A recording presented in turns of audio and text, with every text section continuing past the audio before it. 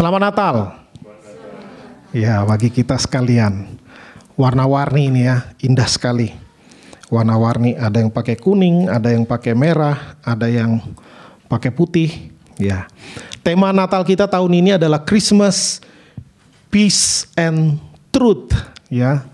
Tiga kata yang sangat penting dan sangat merepresentasikan Natal, dan kita akan memikirkannya baik satu persatu maupun keterkaitan di antara ketiga kata ini.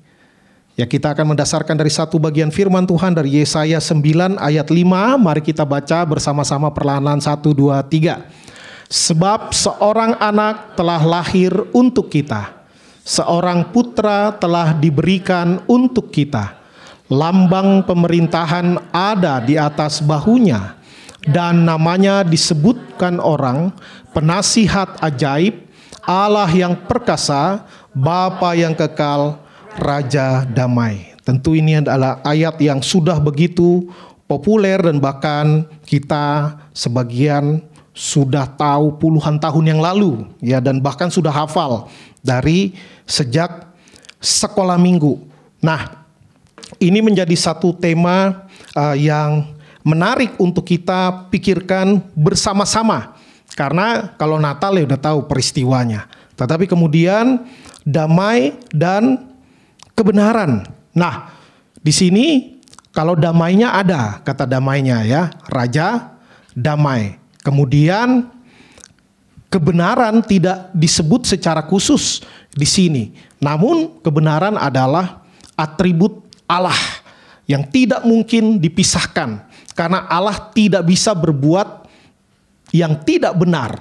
Ketika dikatakan penasihat ajaib, artinya Tuhan menasihati berdasarkan kebenaran. Tuhan mengajarkan hanya kebenaran. Ketika dikatakan Allah yang perkasa juga bukan berarti gagah lalu menjajah semua orang, menjajah semua bangsa, tidak. Perkasa artinya apa? Dia menjaga dan membela kebenarannya. Kalau ada yang melawan dia, tidak akan menang. Tapi Tuhan bukan mau gagah-gagahan lalu menindas, menyiksa semua yang di luar dirinya. Tidak demikian. Kata perkasa ini juga perkasa di dalam kebenarannya. Dan perkasa menjaga kebenarannya.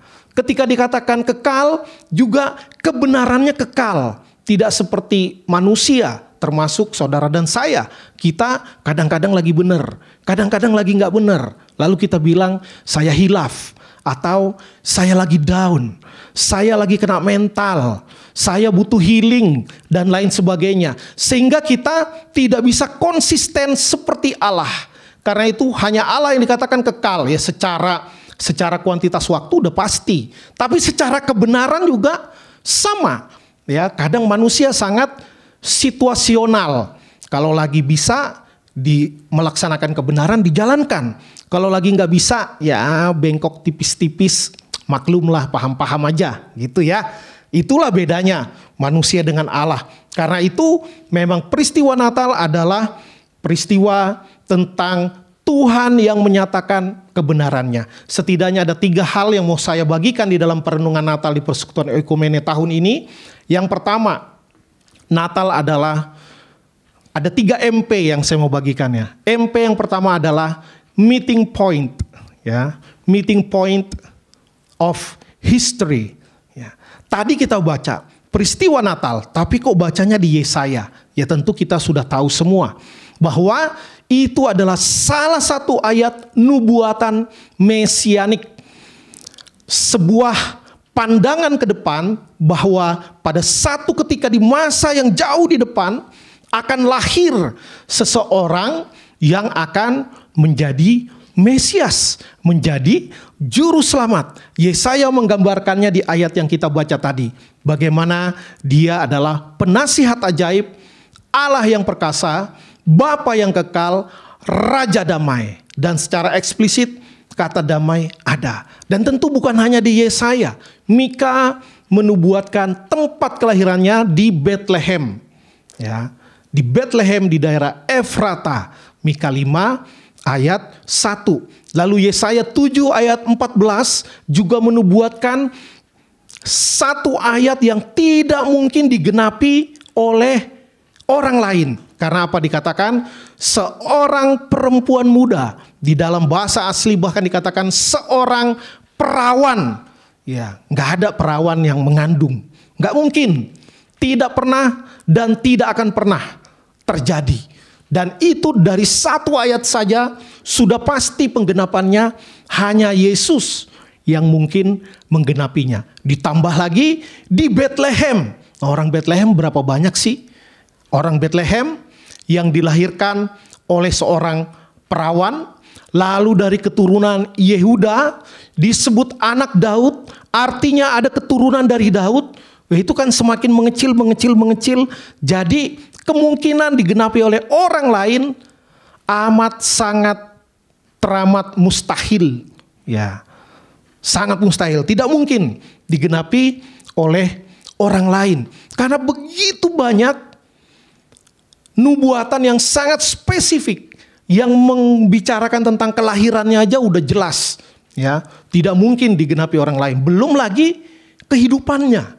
Belum lagi dia dihianati muridnya. Di Mazmur juga banyak nubuatan mesianik. Ya, orang yang makan rotiku akan mengangkat tumitnya terhadap aku. Lalu dikatakan, Allahku, Allahku, mengapa engkau meninggalkan aku? Itu juga adalah nubuatan mesianik dari Mazmur yang digenapi oleh Yesus di kayu salib. Sampai cara matinya. Ya, tidak ada tulangnya yang dipatahkan. Orang yang disalib di kiri dan kanan Yesus tulangnya dipatahkan. Hanya Yesus yang tidak. Ya, ada banyak sekali. Satu buku yang pernah saya baca bilang sekitar lebih dari 300 nubuatan tentang Yesus. Mulai dari kelahiran, kehidupan, sampai kepada kematian. Bahkan Yesus juga menubuatkan dirinya sendiri, ya itu tapi hal lain. Bagaimana ini menjadi meeting point, menjadi titik temu dari sejarah peradaban. Wah, ini sesuatu yang luar biasa. Bagaimana nubuatan yang terpencar-pencar itu, yang terpisah-pisah melalui nabi-nabi yang ditulis di dalam kitab-kitab, bagaimana itu semua terbangun bertemu di satu titik, meeting point, titik temu, yaitu apa? Peristiwa Natal, ketika Yesus hadir ke dunia. Yang kedua, saya menyebut Natal adalah sebuah melting pot, tempat penyatuan, tempat peleburan, ya, tempat peleburan. Akan apa? Akan hal-hal yang mungkin biasa dianggap bertentangan, tetapi kemudian juga menjadi dua kebenaran di dalam satu peristiwa. Ya, dan ini tidak mudah mengertinya. Dalam teologi Kristen disebut paradoks. Bagaimana Tuhan itu adalah sesuatu yang transenden, yang maha.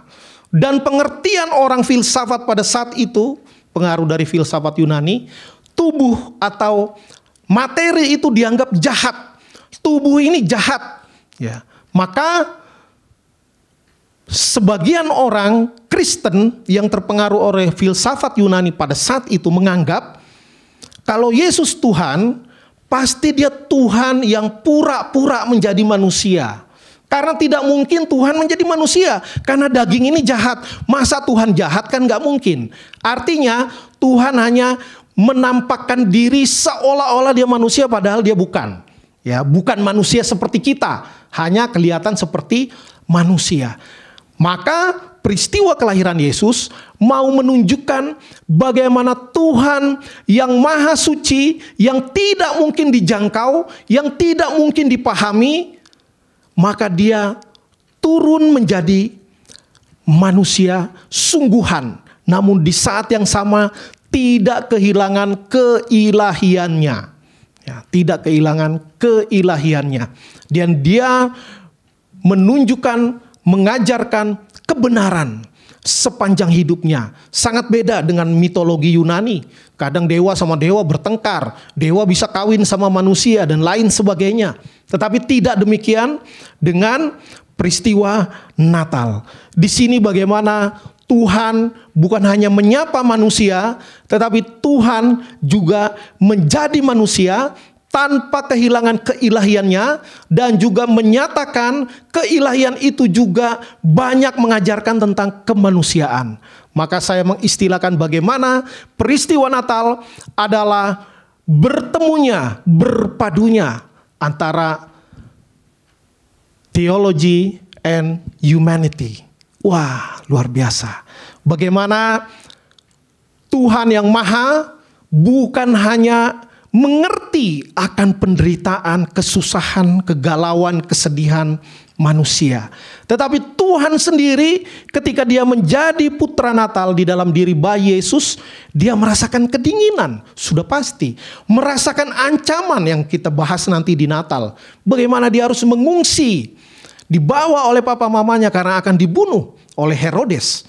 Ya, dia harus pergi ke Mesir, bolak-balik. Dan bagaimana tanpa secara sadar Yusuf menggenapi nubuatan tadi, pergi ke Bethlehem. Yusuf ini tinggalnya di Nazaret. Tetapi karena datang maklumat dari kaisar mau menghitung jumlah penduduk, cacah jiwa, Badan Pusat Statistik. Kalau dulu cara menghitung ya tentu nggak pakai aplikasi online kayak sekarang ya. Nggak ke dinas kependudukan. Tapi cara menghitungnya semua orang yang ada di daerah kekuasaan Romawi disuruh pulang kampung. Supaya tahu orang kampung ini ada berapa. Maka karena Yusuf adalah orang Bethlehem, keturunan dari Daud, dari Nazaret, dia pulang kembali ke Bethlehem. Karena dia dulunya dari Bethlehem. Tapi kemudian pergi ke Mesir, balik lagi ke Nazaret. Maka Yesus disebut orang Nazaret. Itu nanti dibahas pas Natal. Tapi bagaimana ini menjadi pertemuan antara kedamaian dan kebenaran. Menarik. Karena ketika Natal terjadi, saat itu ada dalam kondisi damai yang semu. Damai artinya apa? Tidak sedang perang, ya, seperti Israel dengan negara-negara sekelilingnya, atau seperti Rusia dan Ukraina saat ini. Tidak sedang perang, tapi secara fakta Israel sedang di bawah penjajahan, cuman lagi nggak musim perang.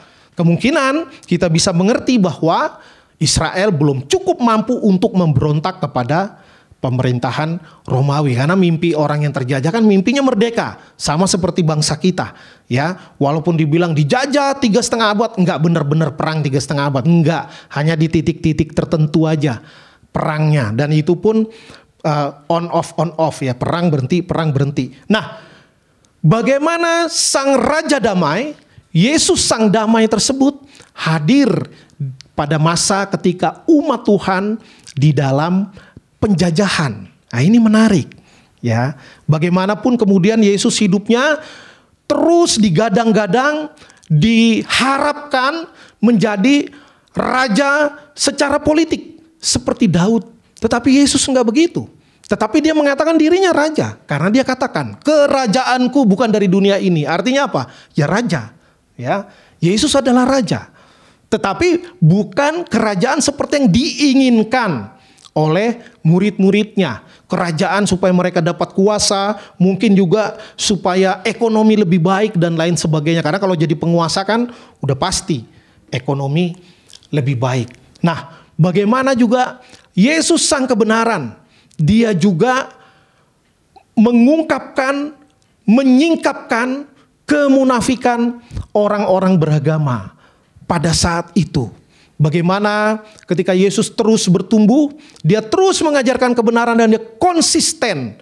Walaupun dia adalah minoritas. Minoritas dalam arti apa? Papanya bukan imam, dia orang awam. Pada saat itu enggak kayak sekarang. Siapa yang mau panggilan jadi hamba Tuhan, jadi hamba Tuhan. Kalau dulu enggak bisa. Kamu siapa? Keturunan imam atau bukan? Kalau bukan keturunan imam, enggak usah sok-sokan mau jadi imam. Ya, jadi dengan kelahiran. Tetapi Yesus membongkar bagaimana sistem keberagamaan dan para pemimpin agama pada saat itu sungguh sangat munafik. Karena itu dia dibenci oleh pemimpin agama. Karena apa? Karena Yesus mengajarkan yang berbeda Terutama Yesus melakukan yang berbeda total dengan orang-orang Farisi, dengan ahli-ahli Taurat yang munafik. Dan walaupun Yesus dibenci oleh sebagian orang, tetapi Yesus juga punya banyak pengikut. Ya, punya banyak pengikut. Karena apa? Karena dia baik bicara maupun berbuat itu sama. Ya, munafik itu salah satu tandanya adalah bicaranya dengan perilakunya beda. Ya, ngomongnya dengan tindakannya beda. Itu salah satu ciri munafik. Dan Yesus tidak takut dibenci. Ya, kalau dia takut dibenci, maka dia ketika diancam, ya pasti dia langsung berubah. Maksud saya nggak kayak gitu kok, begini begitu. Ya, di sini kita belajar bagaimana damai dan kebenaran itu bersatu. Ya, damai yang sejati harus dilandaskan atas kebenaran. Kalau enggak, itu bukan damai yang nilainya tertinggi. Ada banyak di dunia ini perdamaian bukan karena nilai tertinggi, tapi karena realitas keadaan harus damai. Sehingga negara yang tidak berperang pun berupaya untuk membangun aliansi supaya tetap damai, supaya kalau ada yang nyerang ada yang belain. Makanya ada NATO, ya, bukan no action talk only ya, NATO yang beneran. Ya, North Atlantic, T-nya Treaty atau apa ya, NATO. Iya, kalau nggak salah North Atlantic Treaty Organization, Fakta Pertahanan Atlantik Utara. Amerika, Inggris, Kanada, Belanda, Denmark, Italia, Portugal dan lain sebagainya. Ada banyak negara, ya, dekat-dekat bahkan beraliansi sama sekutu Barat, NATO. Waktu saya sekolah dulu ada juga namanya Pakta Warsawa, tapi nggak pernah kedengaran lagi sampai sekarang. Itu gengnya Rusia dan lain sebagainya. Membentuk satu aliansi supaya apa? Supaya ada yang jadi penjaga kita, ya. Nah, damai nggak? Damai. Tapi itu damai yang nilainya bukan nilai tertinggi. Ya, itu damai karena takut perang. Damai di bawah ketakutan. Damai di bawah ancaman. Ya, zaman-zaman dulu kan banyak terjadi gitu. Kerajaan demi kerajaan. Dikasih utusan. Kamu mau tunduk nggak sama kerajaan saya? Kalau nggak saya hajar. Ya, kalau kamu mau tunduk bayar pajak kamu aman. Waduh, kayaknya baru hitung-hitungan. Kayaknya kalah nih kerajaan kita nih kalau kita lawan. Udah deh, kita jadi anggota di bawah imperium dia aja. Nah, zaman dulu banyak seperti itu. Zaman sekarang semakin baik. Tetapi ya sama aja. Nanti gabung blok ekonomi ini sekarang yang baru BRICS. Ya, BRICS. Brazil, Rusia, India, China, South Africa. Ya, Indonesia pengen gabung ke BRICS. Karena apa? Supaya nggak terlalu tergantung sama Amerika dan lain sebagainya. Dan itu semua adalah strategi-strategi, tentu itu ekonomi. Supaya apa? Tujuannya supaya kuat. Supaya nanti kalau ada apa-apa ada yang belain. Sama. Semuanya bukan berdasarkan kebenaran yang tertinggi. Ya tapi nggak apa-apa juga. Itu kan hal tentang politik dan ekonomi. Tetapi tujuannya apa? Supaya tidak terjadi kesulitan, supaya saling membantu dan lain sebagainya. Tetapi Yesus mengajarkan bahwa kedamaian yang paling tinggi harus didasarkan kebenaran. Kalau karena kebenaran maka tidak terjadi perdamaian, apa boleh buat? Tetapi Yesus juga menunjukkan bagaimana kebenaran tidak mesti harus ribut. Ya. Yesus tegas secara ajaran, dibilang ahli-ahli Taurat, orang-orang Farisi seperti kuburan yang luarnya dicat putih, kelihatan bersih, kelihatan mulus, tapi di dalamnya penuh kebusukan dan tulang belulang. Secara ajaran doktrinal, Yesus begitu tegas dan tidak ada kompromi. Tetapi secara praktik keseharian, ada kompromi-kompromi yang tidak mengandung kesalahan atau tidak mengandung dosa. Ya, misalnya bayar pajak kepada kaisar, itu kan penjajah. Udah penjajah kafir lagi. Ngapain kita bayar pajak? Ya.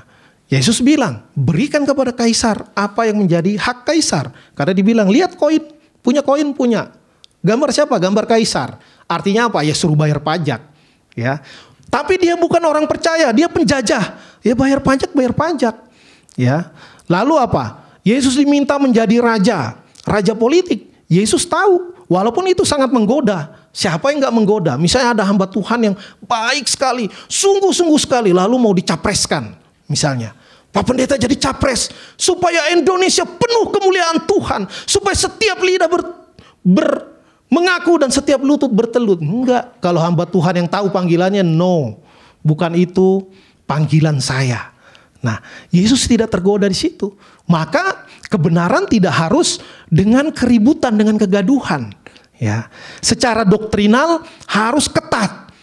Tetapi secara penerapan di dalam kehidupan sehari-hari bisa ada kompromi-kompromi yang tidak mengandung dosa. Nggak apa-apa kalau kompromi dalam hal itu. Tapi secara ajaran tidak ada kompromi.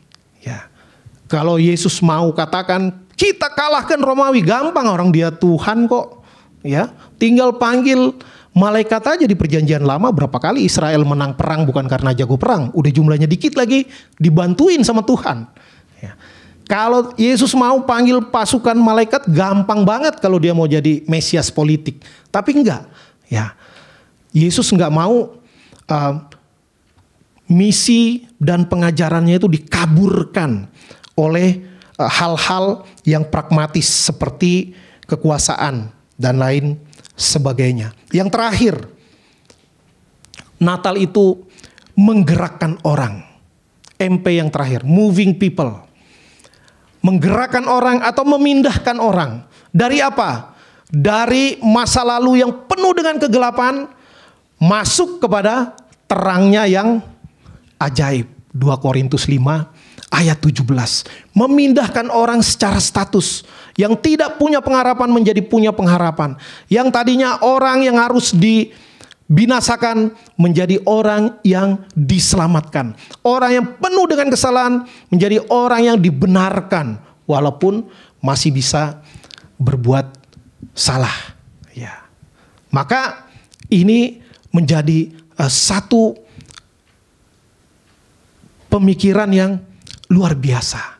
Bagaimana ketika orang percaya kepada Yesus, waktu itu juga pengajaran doktrin mungkin belum terlalu banyak. Tapi kemudian berdasarkan sejarah, bapak-bapak gereja mulai membangun sistem ajaran yang semakin hari semakin berkembang. Ya, semakin hari semakin berkembang. Berupaya menjelaskan dasar-dasar iman. Ya, sampai terus berkembang. Tapi iman duluan, iman kepada Yesus di depan, kemudian pengertian, kemudian ilmu pengetahuan mendukungnya. Ya, dalam teologi disebut fides quaerens intellectum. Ya, yang dicetuskan oleh salah satu bapak gereja Anselmus dari Canterbury di abad pertengahan tahun 1000 sekian. Artinya apa? Seperti iman dan pengetahuan juga tidak mesti dipertentangkan. Ada hal-hal tentang iman yang dulu mungkin 1000 tahun lalu sukar dijelaskan. Tapi kemudian bisa dijelaskan. Maka iman mendahului pengertian. Tidak berarti kalau iman, udah kalau beriman aja, gak usah tanya-tanya. Kalau nanya-nanya itu kayak meragukan. Bukan. Ya, sebaliknya ilmu pengetahuan juga harus tunduk kepada iman. Ya, kalau tidak, ya akhirnya bisa bahaya, ya, bisa bahaya. Ada banyak pengajar sesat karena apa? Karena merasa ilmu pengetahuan rasio itu di atas iman. Kalau iman tidak masuk akal, maka iman harus dipinggirkan, ya, harus dipinggirkan. Padahal nggak begitu, ya, nggak begitu. Iman itu membantu orang juga pengertiannya menjadi baik dan tidak menentang Tuhan dengan kecerdasan yang diberikan oleh Tuhan. Lalu iman diwujud nyatakan dalam perbuatan. Bagaimana para pengikut Yesus, rasul-rasul mengikutnya dengan luar biasa. Mayoritas bukan orang terpelajar, tapi mereka hidup memberitakan Injil dengan kuasa yang luar biasa. Wah, dahsyat, ya. Petrus satu kali khotbah 3.000 orang bertobat karena kuasa dari Tuhan, ya. Itu menggerakkan orang. Orang sudah jenuh dengan ritual agamawi yang bergerak mekanis, tidak ada urapan Roh Kudus di dalamnya. Tidak ada Injil yang menggerakkan dan mengubahkan kehidupan. Nah, karena itu melalui peristiwa Natal ini bisa diwujudkan. Baik secara understanding, lalu realizing faith. Ya, iman itu harus dikerjakan. Ya, harus kelihatan. Karena itu Yakobus mengatakan iman tanpa perbuatan adalah mati. Nggak bisa cuman saya punya iman tapi nggak berbuat. Ya, enggak. Itu dua sisi yang harus berbarengan. Saya punya perbuatan tapi saya nggak percaya Yesus. Ya nggak bisa juga. Itu kebaikan yang tidak mengandung nilai kekal. Maka itu harus dua-duanya. Lalu defending truth at all cost. Kita harus membela kebenaran berapapun harga yang harus dibayar. Ya, kita tidak bisa membela Tuhan, tapi kita harus bisa memberikan penjelasan, memberikan pertanggungjawaban akan iman yang kita percaya, akan Tuhan yang kita percaya. Maka itu menjadi penting. Dan 1 Petrus 3:15 bilang apa? Walaupun kita memberikan pertanggungjawaban kepada orang-orang yang meminta pertanggungjawaban dengan kita tidak titik. Harus dengan lemah lembut dan hormat. Maka kalau kita adalah orang-orang yang benar, dibenarkan oleh Tuhan, kita adalah orang pilihan Tuhan. Ketika kita memandang orang-orang lain yang tidak percaya, bahkan menghina, bahkan mengejek iman kekristenan kita, kita nggak boleh bilang, dasar kafir, kau jadi kayu bakar api neraka nanti. Ya. Jadi kayu bakar neraka kan nggak bisa. Itu kita seperti sedang menunjukkan arogansi spiritual. Ya, enggak gitu yang Tuhan mau. Bagaimana Tuhan Yesus selalu mengajar, bersikap, bertindak dengan lemah lembut, mengampuni orang yang bersalah, bahkan disuruh kita untuk memberkati musuh kita. Ya. Maka kedamaian harus berdasarkan kebenaran, dan kebenaran diupayakan sebaik mungkin untuk dalam suasana kedamaian. Ya, jangan jadi gontok-gontokan, apalagi perpisahan. Ya, ada satu peribahasa yang saya suka sekali. Dikatakan boleh sepakat untuk tidak sepakat. Ya, untuk hal-hal yang tidak mengandung dosa. Ya, oke. Misalnya cara begini, cara begitu, misalnya cara berkhotbah. Atau khotbah itu yang bagus berapa menit sih? 1 jam atau 10 menit? Atau 20 menit? Atau tergantung acaranya. Ya, misalnya saya pikir mau 30 menit, 40 menit, 20 menit, 50 menit nggak ada yang dosa itu. Nggak ada yang dosa. Nah itu bisa hal yang dikompromikan. Ya, dikompromikan. Nah, jadi sebagai kalimat penutup, Natal adalah tonggak sejarah lahirnya Sang Kebenaran dan Raja Damai. Maka jangan pernah lacurkan kebenaran hanya demi suasana damai yang imitasi. Ada banyak suasana damai karena ada satu yang berkuasa, yang lain ketakutan semua. Damai, ya, memang damai, tapi itu belum damai yang tertinggi. Belum damai yang punya nilai paling tinggi. Ya, biarlah kita terus menjadi pembawa damai dari Tuhan, namun harus berdasarkan kebenaran. Sebaliknya, ketika kita menyampaikan kebenaran, biarlah itu untuk maksud perdamaian, bukan untuk pertentangan, perselisihan, perpecahan, apalagi peperangan. Kiranya Natal tahun ini mendorong kita, apapun yang menjadi tugas pekerjaan kita, mari kita menjadi pembawa damai, mari kita menjadi pelaku kebenaran, sehingga baik Natal, damai, kebenaran itu terus terwujud nyata di dalam kehidupan kita hari lepas hari. Amin. Kita berdoa.